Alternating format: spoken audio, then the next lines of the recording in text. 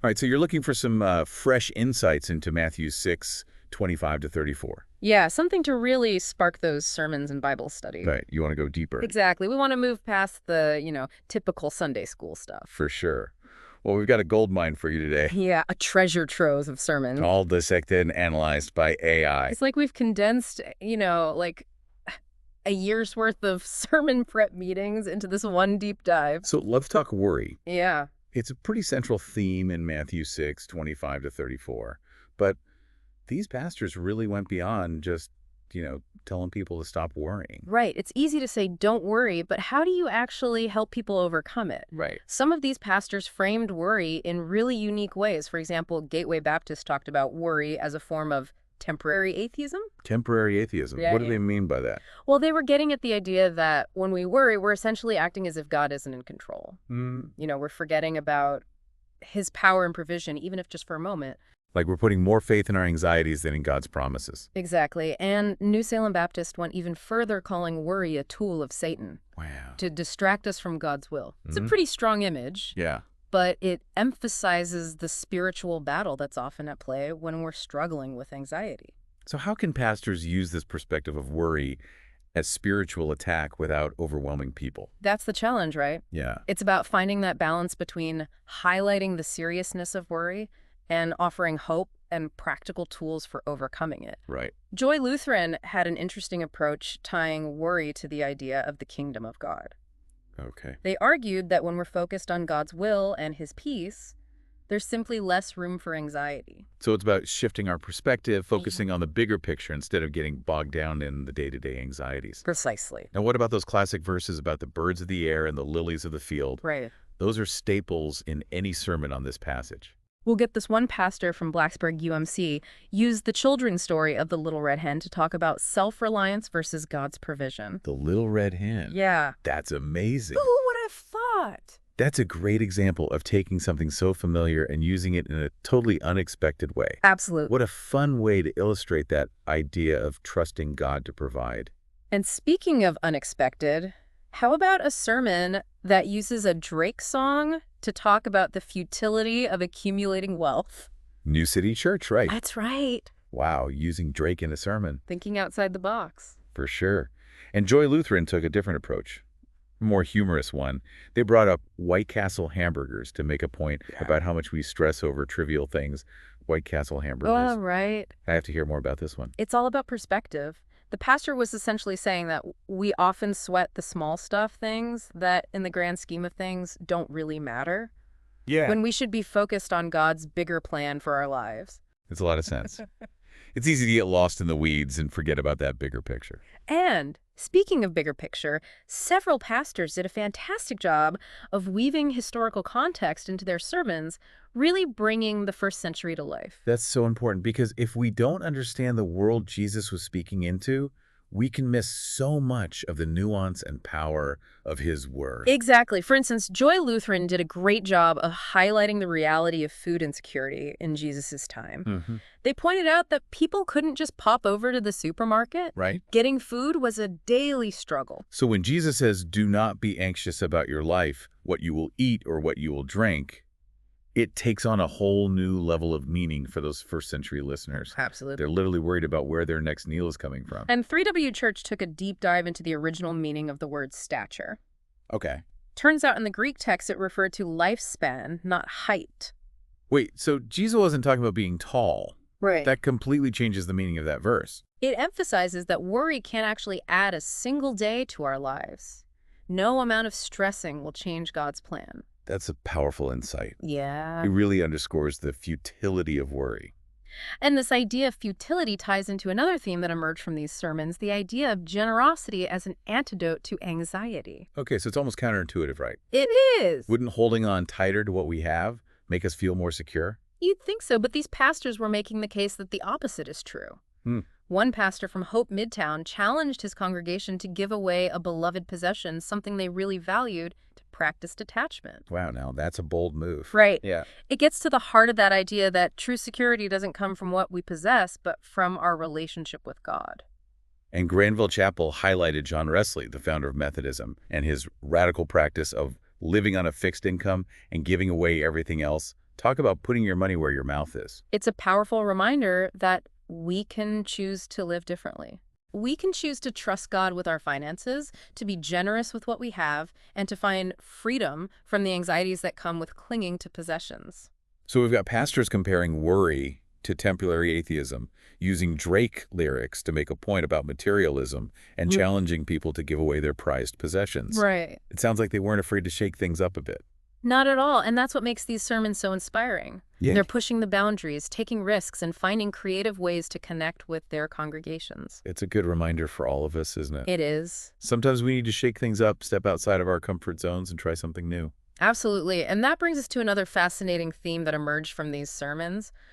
A lot of these pastors tapped into this, this deep longing for rest. Yeah, that sense of peace that comes from trusting God completely. That's exactly like a spiritual Sabbath. Go Central Church really leaned into this framing, Matthew 6:25-34, as a call to rest in God's care. They use this really striking image of a farmer who's always toiling, always striving, always worrying. Never doing enough. Yeah, and they contrasted that with the idea of surrendering control. Finding that deep soul rest in God's provision. I bet that resonated with people, especially in our always-on hyper-connected world. Oh, absolutely. We're all craving that kind of rest. Yeah. And Lake Region Vineyard Church took a slightly different approach, but it connects beautifully with this idea of rest. They focused on the inherent worth of human life. Reminding people that we have value simply because we're God's creation, not because of what we achieve or possess. Precisely. They use that familiar imagery of the birds and the flowers to drive home the point. If God cares for even the smallest creatures, how much more does he care for us, his children? It's a powerful reminder that we're loved and cherished by God regardless of our accomplishments or our bank accounts. Yeah. And when you truly grasp that, it can be incredibly freeing. It allows us to let go of those anxieties that weigh us down and find rest in God's love. Speaking of letting go of anxieties, Schweitzer Church had a really thought-provoking take on choosing faith over fear. It wasn't about denying the bad stuff, but about seeing the world through a different lens. So instead of focusing on all the things that could go wrong, we choose to focus on God's presence and his promises. Yeah, they use the analogy of a camera lens, suggesting that disciples of Jesus should view the world through the lens of God's goodness and faithfulness.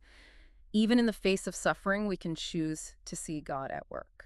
And they pointed to the cross as the ultimate symbol of that. Right. God's love and faithfulness are most clearly seen in the midst of suffering and death. It's a powerful reminder that no matter what we face, God is bigger than our fears. Canyon Creek Baptist Church took a different approach, focusing on how this passage fits into the overall structure of Jesus' Sermon on the Mount. Oh, interesting. Tell me more about that. They pointed out that Matthew 6:25-34 comes after sections on fasting and money. So they argued that Jesus is building an argument here, moving from outward religious practices to inward attitudes. So it's not enough to just do the right things. We have to have the right heart attitude as well. Exactly. And they made a really interesting distinction between worry and concern. I've never thought about it like that. What's the difference? They argued that concern is a legitimate response to a situation. It's about taking responsibility and being proactive. Worry, on the other hand, is rooted in a lack of trust in God. It's that nagging fear that whispers, God's not going to come through for me. So concern is about taking action, while worry is about letting fear paralyze us. And to illustrate the futility of clinging to earthly possessions, they use this hilarious analogy of a TSA line at the airport. Oh, I can only imagine. Someone trying to sneak a full-size bottle of shampoo through security. Right. Even better, they talked about a guy trying to get peanut butter and jelly through security. He was told he couldn't bring the jars, but he could bring sandwiches. Wait, what? That's so ridiculous. Right. And the pastor used that absurdity to highlight how we try to cling to things that ultimately won't matter.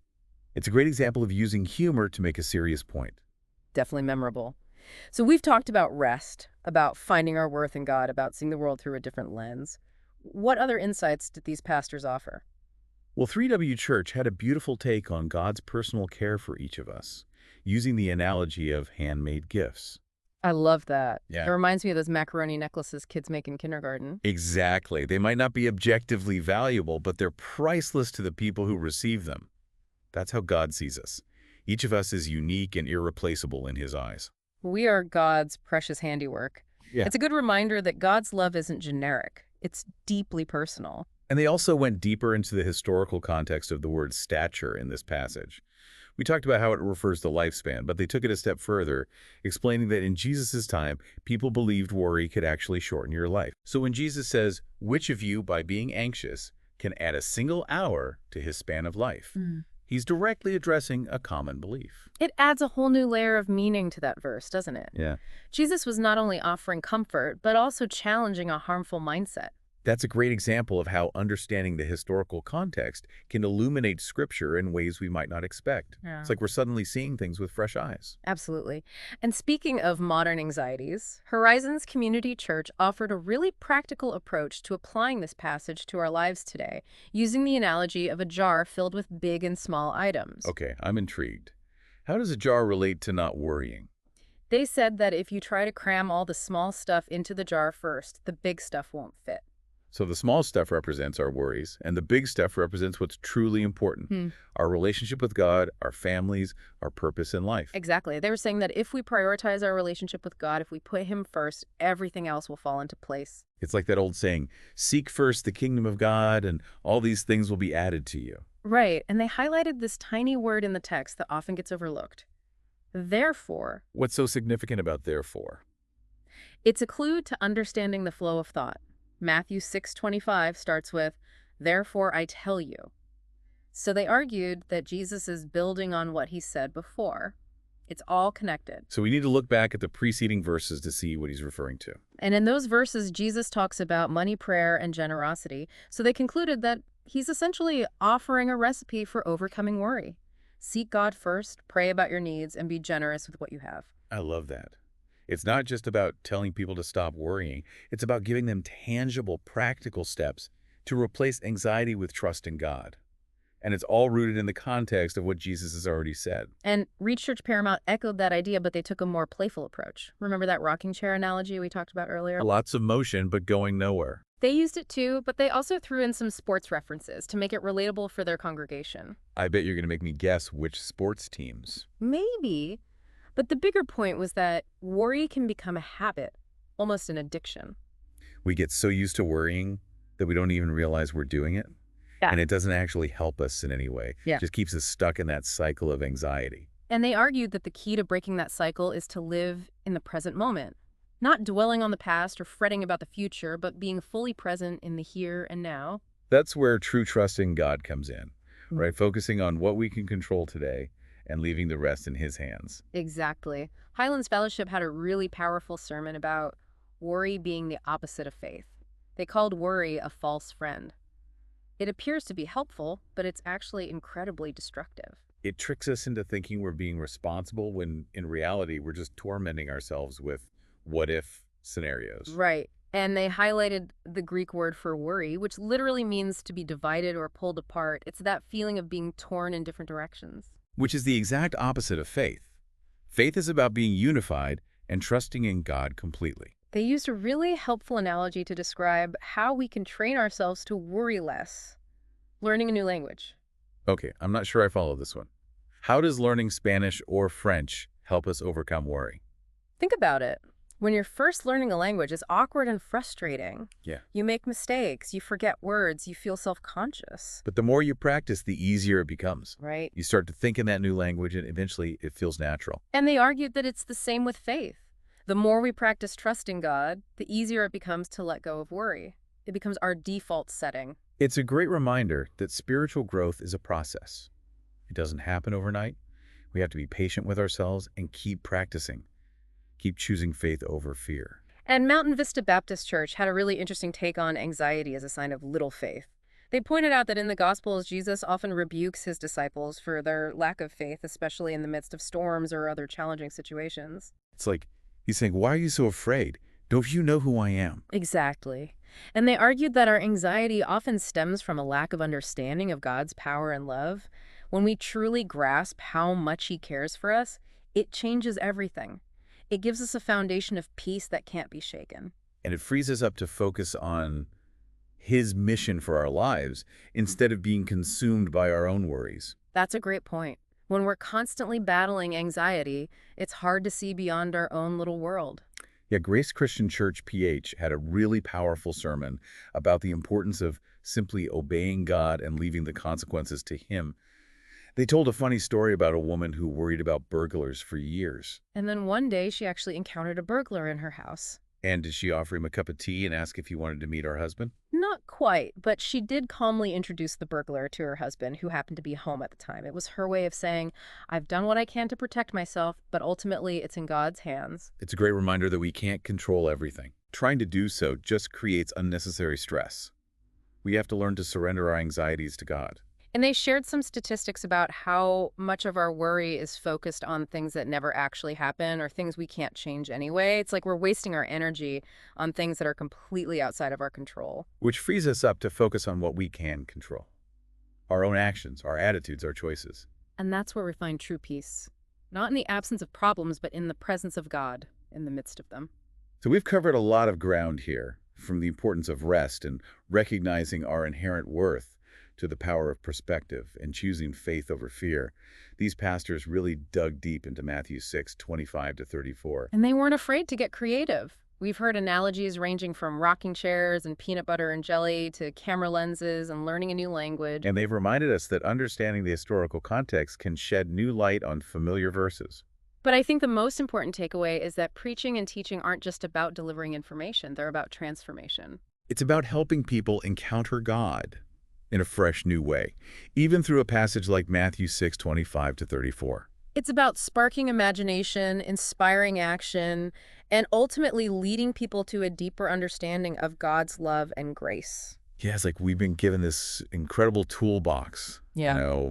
filled with all these different approaches and illustrations to help us really unpack this passage. And now it's up to each pastor and Bible study leader to kind of choose the right tools for their audience. Right. It's about understanding your congregation, Yeah. their struggles, their hopes, their cultural context, Right. and then finding those creative ways to connect these ancient truths to their lives today. Because let's face it, sometimes those classic Bible stories and verses, they can feel a bit dusty. Yeah. We need to dust them off and make them shine. Exactly. And that's what these pastors have done so well. Yeah. They've taken a passage that everyone thinks they know Yeah. and breathed new life into it. They've used humor, personal stories, Yeah. pop culture references, whatever it takes to make it resonate. It's a good reminder that the gospel isn't static. It's alive and dynamic. Yeah. And our job as communicators is to find ways to present it in a way that's both faithful to the text and relevant to our times. And that might mean taking some risks, stepping outside of our comfort zones, trying something new. Like that pastor who challenged his congregation to give away a prized possession. That's definitely not your typical sermon illustration. Right. But it was memorable. It got people thinking. It pushed the boundaries of what we typically think of as church and found a way to connect with people where they are. Absolutely. So what's the one big takeaway from all of this? I think the most important thing is remembering that preaching and teaching aren't just about delivering information. They're about transformation. It's about helping people encounter God in a fresh new way, even through a passage as familiar as Matthew 6:25-34. It's about sparking imagination, inspiring action, and ultimately leading people to a deeper understanding of God's love and grace. It sounds like these pastors have given us a lot to think about and a lot to work with. Absolutely. This passage is full of rich insights just waiting to be discovered. And who knows, maybe your next sermon or Bible study will be the one that helps someone break free from anxiety and experience the peace that Jesus promises. That's a great note to end on. Thanks for joining us on this deep dive into Matthew 6:25-34.